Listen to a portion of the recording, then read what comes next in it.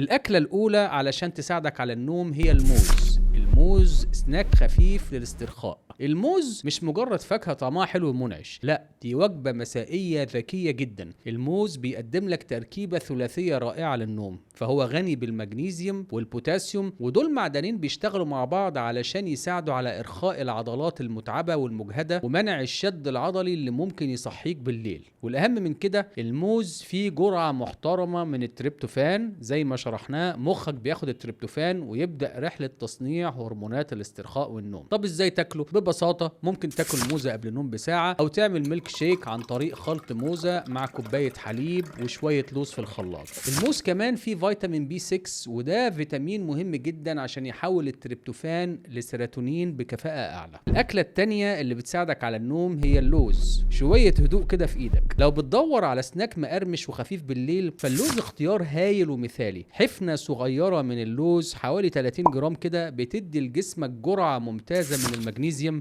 اللي بيساعد على تقليل مستويات هرمون التوتر أو الكورتيزول اللي بيخليك في حالة تأهب وبيمنعك من النوم. اللوز كمان مصدر كويس للبروتين والدهون الصحية، وده بيساعد على استقرار مستويات السكر في الدم طول الوقت وبيمنعك تصحى بسبب الإحساس بالجوع. ازاي تاكله؟ بسيطة جدا. شوية لوز ني كده أو محمص من غير ملح، أو ادهن معلقة كبيرة من زبدة اللوز على شريحة توست من الحبوب الكاملة. اللوز كمان بيعتبر من المكسرات القليلة اللي فيها نسبة بسيطة من الميلاتونين بشكل مباشر، وده بيخليه فعال أكتر.